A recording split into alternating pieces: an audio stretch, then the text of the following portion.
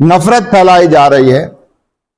और अब नफरत की राजनीति जो है वो लोगों के लिए बड़ी आकर्षक बन गई है कि नफरत की राजनीति से बड़ी फसल काटी जा सकती है। बहुत सारे व्यक्तियों को भी लगता है कि अगर वो नफरत के एजेंडा पर काम करेंगे तो उनकी राजनीति भी बहुत तेजी से वो राजनीति में ऊपर जा सकते हैं। तो इसके लिए हमने स्थानीय लेवल पर, लोकल लेवल पर सद्भावना मंच का एक पूरा नेटवर्क कायम करने की एक मुहिम चला रखी है पूरे देश में। ये कहना चाहते हैं कि इस घटना का राजनीतिकरण नहीं होना चाहिए। एक बात, ये एक धार्मिक चीज है और एक आस्था के लोग इसको कर रहे हैं। सुप्रीम कोर्ट के फैसले के मुताबिक जो हो रहा है वो लोग कर रहे हैं, लेकिन सरकार जो है इस मसले को पॉलिटिसाइज ना करे, सरकार इस मसले को पैटर्नाइज ना करे। यानी ये सरकारी कार्यक्रम नजर नहीं आना चाहिए। आखिर इस देश में सब धर्म पाए जाते हैं, सरकार कैसे किसी एक धर्म के कार्यक्रम को अपना कार्यक्रम बना सकती है। दूसरा कि इस कोशिश को, ये जो धार्मिक आयोजन हो रहा है अयोध्या में, इसको एक राजनीतिक रैली या 2024 के इलेक्शन रैली का एक जरिया माध्यम नहीं बनाना चाहिए। मैं एक मुख्तसर तारुफ हमारे तमाम डिग्निटरीज का करा देता हूँ।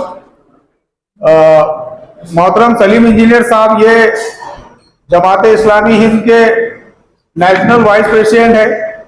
उसके अलावा ये बाय प्रोफेशन इनका इंजीनियरिंग में इलेक्ट्रिकल से बैचलर भी हुआ है और बाद में एमटेक भी हुआ है। सवाई माधोपुर में इनकी पैदाइश हुई है। ये जमात की तरफ से एक मरकजी तालीमी बोर्ड है जो एजुकेशन के ऊपर काम करता है, उसमें भी मोहतरम का जो है तो जिम्मेदारी है, उसके चेयरमैन है। उसके साथ साथ जो है तो 4G के जो इन्वेंशन है उसके अंदर भी मौलाना का एज ए इंजीनियर बहुत बड़ा रोल रहा है। और उसके अलावा नेशनल लेवल पे एक धार्मिक जन मोर्चा बनाया गया है। धार्मिक स्थलों का निर्माण करने के लिए जो धार्मिक जन मोर्चा बनाया गया है, जिसमें तमाम मज़ाहिब को शामिल किया गया है, उनकी नुमाइंदगी, उनका रिप्रेजेंटेशन शामिल किया गया है। उसके राष्ट्रीय सचिव भी सलीम इंजीनियर साहब है। हमारे दूसरे जो गेस्ट है गेस्ट या हमारे जो प्रेस कॉन्फ्रेंस को एड्रेस करने के लिए मौलाना इलियास खान फलाई साहब है, जो हमारे प्रदेश अध्यक्ष है, यानी स्टेट प्रेसिडेंट है, जिसको उर्दू में हम अमीर हल्का कहते हैं। ये पेशे से इकरा उर्दू स्कूल के अंदर मुदर्रिस है, टीचर है। और हमारे जो सिटी प्रेसिडेंट है डॉक्टर सलमान मुकरम साहब, ये सिटी प्रेसिडेंट होने के साथ साथ तूबा लेबोरेटरीज के जिम्मेदार है, जो MIDC में एक फार्मास्यूटिकल कंपनी है, और ये पेशे से एक मतलब केमिकल इंजीनियर है। इसके साथ ही मैं इनके तारुफ के साथ ही आपको प्रेस कॉन्फ्रेंस की गर्दोगायत मुख्तसर में बता देता हूँ कि हम देख रहे हैं कि हमारा मुल्क जो है इस वक्त किस तरह के हालात से गुजर रहा है। इसके बावजूद हम बहुत सारी पॉजिटिव चीजें भी देखते हैं, और ऐसे में हम इस मुल्क के नागरिकों से क्या चाहते हैं, मुल्क के नागरिकों का भारत के की तरक्की में क्या रोल होना चाहिए, और जमात इस्लामी हिंद एक संगठन के तौर पे नागरिकों से क्या चाहती है, तो ये इस प्रेस कॉन्फ्रेंस का उद्देश्य है। अब मैं हमारे जिम्मेदार डॉक्टर सलीम इंजीनियर साहब से गुजारिश करूंगा कि वो मुख्तसर से ब्रीफिंग दे। आप मोहतरम सलीम इंजीनियर साहब ब्रीफिंग देंगे, उसके बाद आप लोग क्वेश्चन करेंगे इंशाल्लाह। बिस्मिल्लाहिर्रहमानिर्रहीम। आप सभी पत्रकार साथियों और दोस्तों को मेरा सलाम व आदाब। मुझे खुशी है कि आज आपके महाराष्ट्र के शहर औरंगाबाद में आना हुआ और आप पत्रकार साथियों से आज बात हो रही है। अभी कुछ और शहरों में भी जाना है और वहाँ भी पत्रकार साथियों से हम बात करेंगे। आज हमने जो आज की प्रेस कॉन्फ्रेंस में जिस मुद्दे को, जिस इशू को सामने रखा है, वो ये है कि हमारे देश में, हमारे मुल्क में आपसी मोहब्बत और भाईचारा कैसे मजबूत हो और उसके लिए क्या क्या खतरे हैं और उन खतरों का कैसे सामना करें, और उसमें हमारा, आपका, समाज का, समाजी लीडरों का क्या रोल हो सकता है। तो हम सब ये बात अच्छी तरह जानते हैं कि हमारा देश, हमारा मुल्क एक विविधता वाला देश है। यहाँ बहुत डाइवर्सिटी पाई जाती है। यहाँ अलग अलग मजहब और धर्म के मानने वाले हमारे देश में हजारों सैकड़ों वर्षों से रहते आए हैं। यहाँ बहुत सारी ज़बानें, भाषाएं बोली जाती हैं। यहाँ के कल्चर अलग अलग हैं, खान पान अलग है, रीति रिवाज अलग हैं। बहुत बड़ा देश है, बहुत पुराना देश है और हम सब इस देश के नागरिक हैं। 1947 में जब देश आजाद हुआ तो हमने इस देश को एक संविधान से चलाने का निर्णय लिया, और हमारा जो संविधान है उसमें इस बात का ख्याल रखा गया, इस बात को आधार बनाया गया कि इस देश में सब धर्म के मानने वाले, आस्थाओं के मानने वाले, धर्म के न मानने वाले भी कुछ तादाद में हैं, वो सब बराबर हैं। और हमारा मुल्क जो है उसका कोई धर्म नहीं होगा, लोगों को अपने अपने धर्म पर चलने की आजादी होगी, सबको बराबरी का अधिकार होगा, सबको स्वतंत्रता होगी कि वो अपनी पसंद का मजहब अख्तियार करे, अपनी पसंद का रास्ता अपनाए, उस पर अमल करे, उसका प्रचार करे। सबके साथ न्याय होगा, इंसाफ होगा, जस्टिस। ये हमारे संविधान की तीसरी बड़ी वैल्यू है। और चौथी बात जो हमारे संविधान के प्रियम्बल में कही गई है वो ये कि हमारे मुल्क में भाईचारा और सद्भावना ये मजबूत हो। ये चार बुनियादें हैं जो इस भारत की बुनियादें हैं। हम ये महसूस कर रहे हैं आज 76 सालों के बाद कि हमने बहुत तरक्की की है अलग अलग मैदानों में, लेकिन हमारे संविधान के ये जो चार वैल्यूज हैं, अब इनको एक किस्म का खतरा पैदा हो रहा है। जो बराबरी है उसको भी चैलेंज है, जो आज़ादी है नागरिकों की उसके लिए भी बड़े खतरे सामने नजर आ रहे हैं। जस्टिस और न्याय की हम बात करें तो उसमें भी ऐसा लगता है कि हर एक के लिए न्याय मिलना बहुत मुश्किल होता जा रहा है। और सबसे ज्यादा जो चीज प्रभावित कर रही है हमारे देश को वो है हमारे आपसी भाईचारे में दरार पैदा करने की कोशिशें हो रही हैं। हमारी आपसी प्रेम और मोहब्बत का जो हमारी रिवायत है, कल्चर है, उस पर एक तरह का प्रहार हो रहा है। समाज को बांटने की कोशिश हो रही है, एक दूसरे के बारे में संदेह पैदा करने की कोशिश की जा रही है, नफरत फैलाई जा रही है। और अब नफरत की राजनीति जो है वो लोगों के लिए बड़ी आकर्षक बन गई है कि नफरत की राजनीति से बड़ी फसल काटी जा सकती है, नफरत की राजनीति से बड़ी जल्दी फायदे हासिल हो सकते हैं। नफरत की राजनीति करने वालों को लगता है कि वो राजनीतिक तौर पर बहुत जल्दी तरक्की कर सकते हैं। बहुत सारे व्यक्तियों को भी लगता है कि अगर वो नफरत के एजेंडा पर काम करेंगे तो उनकी राजनीति भी बहुत तेजी से वो राजनीति में ऊपर जा सकते हैं। और उनका ये मानना गलत इसलिए नहीं है कि जिन लोगों ने ऐसा किया और जिन लोगों ने नफरत और भड़काने का रास्ता अपनाया वो अपनी पार्टी में और राजनीति में बहुत तेजी से आगे बढ़ रहे हैं। तो इससे लगता है कि देश के नागरिकों को, हम सबको, आपको, जो देश के जिम्मेदार नागरिक हैं, वो इस मौके पर इन हालात को सिर्फ देख नहीं सकते बल्कि इनको बदलने की कोशिश करना चाहिए। हम ये समझते हैं जमात इस्लामी हिंद कि इस देश में अमन, शांति और भाईचारा अगर ये नहीं होगा तो हमारा देश तरक्की नहीं कर सकता। हम अपने देश को वर्ल्ड लीडर बनाना चाहते हैं, दुनिया का लीडर बनाना चाहते हैं, लेकिन हम इस कमजोरी के साथ दुनिया के लीडर नहीं बन सकते जब तक कि आपस में प्रेम और भाईचारा न हो, एक दूसरे का आदर और सम्मान न हो। और अगर नफरतें यहाँ इस तरह बढ़ाई जाएंगी राजनीति के लिए, तो हमारा देश कमजोर होता जा रहा है। तो जमात इस्लामी हिंद ने यह कार्यक्रम बनाया है और हम पूरे देश में इस बात की कोशिश कर रहे हैं कि अलग अलग धर्मों के लोग आपस में मिलें जुलें, उनके मिलने जुलने के अवसर ज्यादा हम पैदा करें और वो एक दूसरे के करीब आएं, एक दूसरे की आस्था और धर्म के बारे में जानने की कोशिश करें, एक दूसरे के बारे में चर्चा करें, एक दूसरे के दुख दर्द में शामिल हों, शरीक हों और फिर इस समाज में अच्छी चीजों को आगे बढ़ाने के लिए मिलजुल कर काम करें।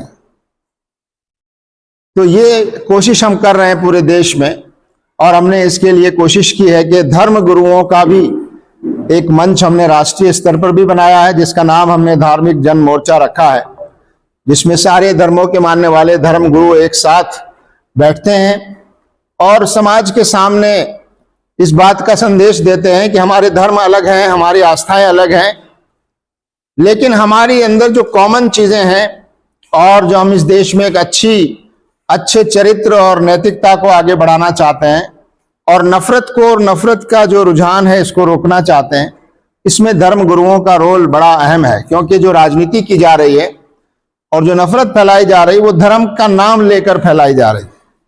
तो हमारा ये कहना है कि धर्म की वजह से लोगों के बीच दूरियां नहीं है, बल्कि धर्म का जो दुरुपयोग राजनीति में किया जा रहा है, राजनीतिक लोगों के जरिए जो धर्म का मिसयूज किया जा रहा है और उसकी वजह से लोगों के बीच दूरियां पैदा करने की कोशिश हो रही है। तो हम धर्म गुरुओं को भी इस धार्मिक जन मोर्चा के माध्यम से एक साथ लाने का प्रयास कर रहे हैं और उस प्रयास में हम काफी सफल होते जा रहे हैं। अब तक 8-9 राज्यों में हमने धार्मिक धर्म गुरुओं के इस तरह के मंच कायम कर दिए हैं। आपके राज्य महाराष्ट्र में भी धर्म गुरुओं का ऐसा मंच काम कर रहा है। इसके अलावा हमने एक काम और किया है और करने की कोशिश कर रहे हैं पूरे देश में, वो है सद्भावना मंच। लोकल लेवल पर, गांव की सतह पर, बड़े शहरों में, अलग अलग इलाकों में ऐसे मंच बनाए जाएं, ऐसी कमेटियां बनाई जाएं जिसमें सब धर्म के लोग शामिल हों, जिसमें समाज के जो लीडर्स हैं वो शामिल हों और समाज में सद्भावना बनाए रखने और समाज में माहौल को अच्छा बनाए रखने की कोशिश करें, माहौल को खराब ना होने दें और माहौल खराब होने से पहले हालात को काबू करने की कोशिश करें और आपस में मिलते जुलते रहें और समाज में मिलजुल कर काम करने का एक कल्चर, एक दूसरे के साथ मिलकर काम करने का एक कल्चर जो है वो पैदा हो और हमारी जो गलतफहमियां हैं आपस में, वो गलतफहमियां भी दूर हों कि जब आपस में मिलेंगे जुलेंगे, बात करेंगे और एक दूसरे की आस्था के बारे में, एक दूसरे के धर्म के बारे में, एक दूसरे के कल्चर के बारे में जानेंगे, तो बहुत सी गलतफहमियां जो हमारे मीडिया के माध्यम से या राजनीतिक लोगों के जरिए से जो गलतफहमियां एक दूसरे के बारे में फैलाई जा रही हैं, उन गलतफहमियों को भी कम करने में हमको मदद मिलेगी। तो इसके लिए हमने स्थानीय लेवल पर, लोकल लेवल पर सद्भावना मंच का एक पूरा नेटवर्क कायम करने की एक मुहिम चला रखी है पूरे देश में।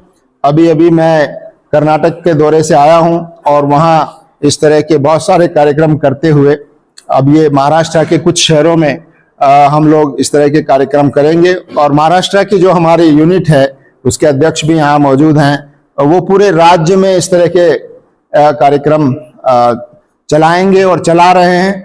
और मैं समझता हूं कि औरंगाबाद शहर में खास तौर से आप लोग यहाँ मौजूद हैं, तो यहाँ भी इस काम को मजबूती के साथ होना चाहिए। आज शाम को भी इस तरह का एक प्रोग्राम हमने रखा है और उसमें अलग अलग सामाजिक वर्ग के लोग आएंगे, धर्मगुरु भी आएंगे, उनके साथ बैठकर शाम को एक कार्यक्रम भी होगा। तो आप सभी पत्रकार साथियों से ये गुजारिश है कि सद्भावना के संदेश को, प्रेम के संदेश को, कि नफरत की राजनीति इस देश को मजबूत नहीं करेगी बल्कि कमजोर करेगी और कमजोर कर रही है और इसलिए ज़रूरी है कि हम वैल्यू बेस्ड जो पॉलिटिक्स है उसको आगे बढ़ाएं और मिलजुल कर इस देश को मजबूत करने की हम कोशिश करें और समाज में मिलने जुलने का, एक दूसरे के साथ मिलकर काम करने का एक वातावरण और एक कल्चर उसको पैदा करने की हम कोशिश करें। और जमात इस्लामी हिंद इस बारे में हर जगह कोशिश कर रही है। आपका भी इसमें साथ जरूरी है कि आप इस संदेश को, इस पैगाम को समाज तक पहुंचाने में हमारी मदद करें। धन्यवाद। औरंगाबाद में सद्भावना मंच बन चुका है और सद्भावना मंच ने यहाँ पर बहुत बड़ा काम किया है। यहाँ के तमाम ही धर्म गुरु और तमाम समाज के जो जिम्मेदारान हैं वो उसमें शामिल हैं। और अभी 1 महीना पहले उसका बड़ा प्रोग्राम यहाँ हुआ था, प्रेस में भी उसकी रिपोर्ट आई थी, उसके ग्रुप भी बनाए गए हैं। मेरा ख्याल है कि आप लोगों को भी ग्रुप में शामिल कीजिए सद्भावना के, है ना? ऐसे पार्टी सब जिम्मेदार है। हाँ, आज शाम में उसका प्रोग्राम माओनाडा रिसर्च सेंटर में एक प्रोग्राम है, उसका जो कार्ड है वो आप लोगों को पहुंचा देंगे। ये इसके अलावा अभियान को करना चाहिए था, प्रोग्राम को ऐसा लग रहा है कि आज हाईलाइट होगा कि आज उसको पहले से पब्लिसिटी देना चाहिए इस तरह के। आया था वो एक तरह से मौलाना अब्दुल कलाम आजाद ने क्या यही प्रोग्राम अगर बढ़िया नाट्य बने तो सभी मदद करेंगे। अब ऐसा लग रहा है कि स्पेशल बस लोग मिलके प्रोग्राम करते हैं। नहीं, वो अगर आप कार्ड देखेंगे तो उसमें तकरीबन 20 धर्म गुरु हैं। आज ही है आज भी आपके राज्य का अध्यक्ष उन्होंने ये सारी चीजें बताई कि इतना बड़ा काम आप लोगों का चाहिए, सद्भावना मंच बन गया है, यहाँ पे भी बना दिया जी, तो बन चुका है, वो भी मजबूत सही। ये सवाल तो मैंने असल में किया है, प्रेस कॉन्फ्रेंस में क्लियर किया मैंने कि प्रेस कॉन्फ्रेंस के हमारे जो राज्य सचिव है उनकी आमद के मौके से हमको लेना था और देश भर में क्या चल रहा है वो बताना था। लोकल का जो प्रोग्राम है वो लोकल का प्रोग्राम की असल में हमारे पास से कुछ जो 2-3 महीने पहले गायब हुआ है। और सब खुद ही बताइए आप एक लेवल में ये काम कर रहे हैं जी। नफरत की जगह पे आप मोहब्बत की दुकान लगाने जा रहे हैं। दुकान नहीं है ये बहुत पवित्र काम है, इसको दुकान कहकर इसकी अहमियत कम ना कीजिए। हाँ नहीं, वो राजनीति ऐसी घटिया लैंग्वेज राजनीति के लिए इस्तेमाल हो सकती है। हम तो एक पवित्र काम है इस देश को बनाने का, बचाने का। हाँ, और ये हर देश के नागरिक की जिम्मेदारी है, ये चाहे वो किसी धर्म का हो। हाँ, आपको लगता है कि ये काम करने से और ये होने से वो लोग जो है जो नफरत की तरफ जा रहे हैं वो उनके कुछ माइंड फ्रेश होंगे या फिर उनके अंदर की जो दिमाग में जरासीम डाल चुके भाई आप हिंदू हो, आप ये समाज के हो, आप वो समाज के हो, आप मुसलमान हो, ये खत्म करने के लिए आपका ये कारगर उपाय हो सकता है कि आगे इलेक्शन में आप ये जी जी जी। तो देखिए ये बात सही है कि आग लगाना ज्यादा आसान है, आग को बुझाना जरा मुश्किल काम है, लेकिन असंभव नहीं है। एक बात ये, और ये भी मानिए कि आग की नेचर जो है वो ये है कि वो थोड़ी देर के लिए लग सकती है, कुछ समय के लिए लग सकती है, मगर हमेशा आग लगी रहेगी ऐसा कभी नहीं हुआ दुनिया में। आग बुझेगी और आपकी कोशिशों से जल्दी बुझेगी। वैसे तो नेचुरल भी बुझती है वो, लेकिन आप कोशिश करेंगे तो वो आग जल्दी बुझेगी। तो हम ये कहते हैं कि ये कोशिश करना जरूरी है। ये जो देश का शरारत करने वाले, नफरत फैलाने वाले लोगों की संख्या देश में बहुत ज्यादा नहीं है, बहुत ज्यादा नहीं है ऐसा लगता है, और कुछ हमारे मीडिया की गलती से भी ऐसा बड़ा बनाकर पेश किया जा रहा है नफरत फैलाने वालों को, लेकिन वो इतने ताकतवर नहीं है लोग। लेकिन अगर जो 80-90% जनता जो शांति चाहती है, जो तरक्की चाहती है, वो उसकी गलती यह है कि वो चुपचाप देख रही है इसको। ऐसे धर्मगुरु, बहुत अच्छे धर्मगुरु मौजूद हैं जो शांति चाहते हैं और देश में एक अच्छा माहौल चाहते हैं, मगर वो धर्मगुरु तो चुप हैं और कुछ नकली किस्म के लोग जो हैं वो नफरत फैलाने के काम में आगे बढ़ रहे हैं। तो इसलिए हम सबसे कह रहे हैं कि जो वाकई धर्म के मानने वाले धर्मगुरु हैं उनको भी आगे आना चाहिए, और जो समाज में जो सीरियस लोग हैं, शांति प्रिय और न्यायप्रिय लोग हैं, उनको चुप नहीं रहना चाहिए। अगर हम सब मिलकर कोशिश करेंगे तो ये नफरत जो है ज्यादा दिन चलने वाली नहीं है।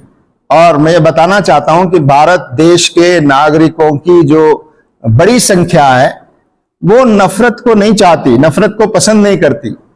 लेकिन ये कि जो शांति चाहने वाले लोग हैं और वो चुप ना रहें, गलत होने पर आवाज उठाएं, उसको रोकने की कोशिश और प्रयास करें। मौलाना, एक सवाल ये है कि सोशल मीडिया पे इस मतलब जो है एक नया जो है फंडा चालू है कि आप जो है ये तारीख से लेकर ये तारीख तक घरों में बैठे रहे। क्यों बैठे रहे? क्या वजह है? क्यों हमारे को जो है शामिल बिठाया जा रहा है 22 तारीख? जैसे 14 तारीख से लेकर तो जो है 22 तारीख तक जो है आप घरों में बैठे रहे, बाहर न निकले। तो क्या कौन कह रहा है बात? कौन कह रहा है? ये कौन कह रहा है? कहाँ से आ रही है बात? हम तो नहीं है घर में, हम तो देश भर में घूम रहे हैं। सोशल मीडिया पे चालू है, बार बार जो है कि मैसेज डाला जा रहा है कि आप जो है घरों में बैठे रहो, आप बाहर मत निकलो। क्या नहीं नहीं नहीं, ये बिल्कुल ठीक बात नहीं है। ये कहना और ये करना ठीक नहीं है। लेकिन ये जरूर है कि आप चौकस रहिए, आपके आसपास कोई गलत चीजों को न फैलाए, कोई भड़काऊ चीज ना करे, कोई भड़काने वाले बयान न दें, कोई भड़काने वाली सोशल मीडिया पोस्ट न करें। उस पर आप होशियार रहिए और आपका होशियार रहना ही जरूरी है। लेकिन जो ऐसा कह रहे हैं कि बाहर मत निकलिए, तो डर पैदा करने वाली बात है। इससे तो और ज्यादा चीजें होगी। तो सब चीजें नॉर्मल है, ऐसा कुछ नहीं है। लेकिन यह कि आपको चौकस रहना पड़ेगा, क्योंकि ये 2024 का जो इलेक्शन है इसको सामने रखते हुए बहुत सी चीजें ऐसे अंदेशे हैं कि कुछ लोग माहौल खराब कर सकते हैं और राजनीतिक फायदे के लिए कुछ लोग ऐसा माहौल बना सकते हैं। तो इसलिए हमको चौकस रहना जरूरी है, लेकिन न निराश होना है, न डर पैदा करना है। और ये काम कोई एक समुदाय को नहीं करना है, ये काम सब मिलकर सबको करना है। यही संदेश हम देना चाहते हैं कि ये कोई मुस्लिम समुदाय का काम नहीं है, बल्कि ये सब लोगों का काम है और सब लोगों को मिलकर इस देश को अमन शांति के रास्ते पर ले जाने की कोशिश करना ये सबका काम है। और एक बात ये भी है, इस सद्भावना का अर्थ ये बिल्कुल नहीं है कि जो जिस धर्म को मानता है वो अपना धर्म छोड़ के दूसरी बात करने के लिए नहीं, वो अपने धर्म पर रहे, अपने धर्म की बात करे, अपने धर्म की पहचान के साथ रहे और जो जिस आस्था को मानता है उस आस्था पर वो अमल करे। लेकिन एक दूसरे को जाने पहचाने, एक दूसरे के बारे में जानकारी हो और हम एक दूसरे का सम्मान करें। चाहे हम उस आस्था को नहीं मानते, लेकिन हम उस आदमी का सम्मान जरूर करें, उसका आदर करें, चाहे वो किसी भी फेथ का मानने वाला हो। तो ये माहौल हम पैदा करना चाहते हैं। तो मैं समझता हूं कि ये बात अगर लोगों को समझाई जाएगी तो जो नफरत का एजेंडा समाज में बढ़ाने वाले लोग हैं उनकी बात को रोका जा सकता है, उनका असर कम किया जा सकता है। सबसे बड़ा नफरत फैलाने का मीडिया बना है तो सोशल मीडिया। आपका वहां पर किस तरह से प्लेटफॉर्म रहेगा, आप किस तरह से वो टैकल करेंगे, आप करेंगे कोई रिप्लाई नहीं करने वाले, क्या आपकी क्या परिस्थिति है? नहीं, देखिए सोशल मीडिया तो अभी आया है 5-10 साल पहले। नफरत आज से नहीं है, नफरत तो 100 साल से इस देश में आजादी के पहले से इस पूरे माहौल को करने की कोशिश हो रही है। लेकिन अब जो सोशल मीडिया आया है उस पर गलत बातें भी आ रही हैं। लेकिन आप जैसे लोग अगर अच्छी बातों को फैलाएंगे, आप जैसे लोग और संगठन जो हमारे संगठन है उनके पास जितने भी साधन है उसके माध्यम से जो हमारे ग्रुप्स बने हुए हैं या जिसमें है यही कर रहे हैं हम।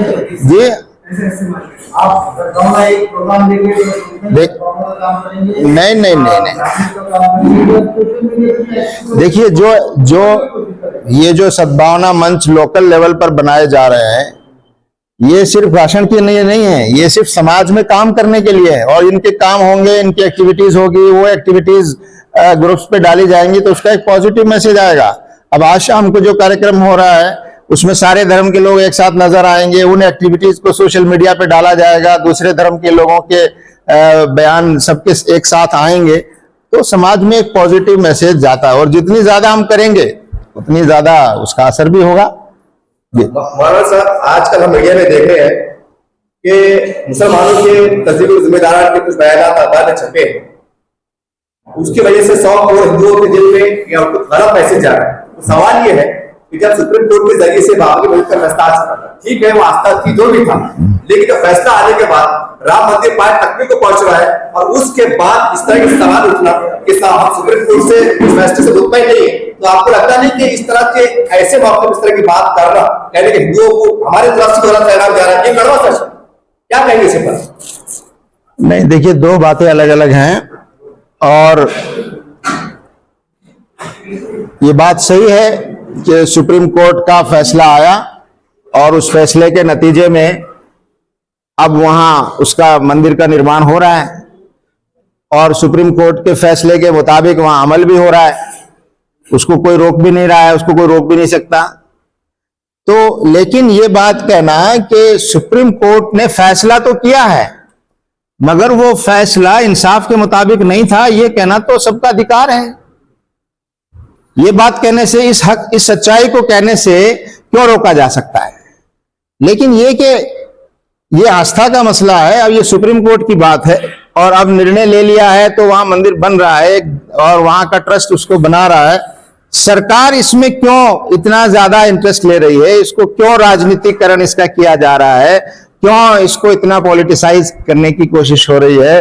और क्यों इसको, क्या लोग नहीं समझते कि ये सारा जो हो रहा है ये 2024 के इलेक्शन में एक इलेक्शन कैंपेन को आगे बढ़ाने के लिए हो रहा है? क्या इतनी बात भी देश की जनता नहीं समझती? ये बातें बताना बहुत जरूरी है और लोगों को सामने आना चाहिए। और धर्म गुरुओं को जो इससे जुड़े हुए हैं उनको चाहिए कि इसका राजनीतिकरण न होने दें, इसको राजनीति का माध्यम न बनाएं और समाज में उससे जो दूरियां पैदा होती है वो दूरियां पैदा न हो। ये बात लोग कह रहे हैं, तो ये तो मौका है। एक आखिरी सवाल इससे हटते हैं, देखिए जब भी इंतखाबात आती है पूरे देश के अंदर तो तमाम मजहबी तंजीमें होती है हमारी, कहने के सेकुलरिज्म की दिफा के लिए, बचाने के लिए, पर्दे के पीछे बोलिए या सामने मूवमेंट चलाते हैं, बात करते हैं। और अक्सर ये आज राम मंदिर बन रहा है, कई सेकुलर पार्टी कांग्रेस जिम्मेदार बड़े नाच रहे हैं कि हमें दावा मिला है, हम खुशी जा रहे हैं। तो ऐसे हालात में सेकुलरिज्म के लीडर कहने के पर्दे के पीछे वो कहने के शपथ पर डरते हैं, तो कैसा चलेगा? आप क्या सोचते हैं इसके बारे में, क्या संदेश देंगे आप? देखिए, हम तो अपनी जिम्मेदारी अदा करें, राजनीतिक लोग क्या इसको रहे, हम तो यही कहना चाहते हैं कि इस घटना का राजनीतिकरण नहीं होना चाहिए। एक बात, ये एक धार्मिक चीज है और एक आस्था के लोग इसको कर रहे हैं, सुप्रीम कोर्ट के फैसले के मुताबिक जो हो रहा है वो लोग कर रहे हैं। लेकिन सरकार जो है इस मसले को पॉलिटिसाइज ना करे, सरकार इस मसले को पैटर्नाइज ना करे, यानी ये सरकारी कार्यक्रम नजर नहीं आना चाहिए। आखिर इस देश में सब धर्म पाए जाते हैं, सरकार कैसे किसी एक धर्म के कार्यक्रम को अपना कार्यक्रम बना सकती है? दूसरा ये कि इसके जरिए से समाज में बंटवारा नहीं होना चाहिए कि समाज को बांटने की कोशिश की जाए। ठीक है, एक फैसला है, उस पर अमल हो रहा है, सुप्रीम कोर्ट के इतने फैसले आते हैं उस पर अमल होता है, लेकिन इसके जरिए से, और दूसरा ये कि 2024 के इलेक्शन को सामने रखकर अगर आप इसको इलेक्शन कैंपेन का माध्यम बनाएंगे तो ये सवाल तो लोगों के सामने आएगा और जनता को ये सच्चाई बताना जरूरी है कि इस कोशिश को, ये जो धार्मिक आयोजन हो रहा है अयोध्या में, इसको एक राजनीतिक रैली या 2024 के इलेक्शन रैली का एक जरिया माध्यम नहीं बनाना चाहिए।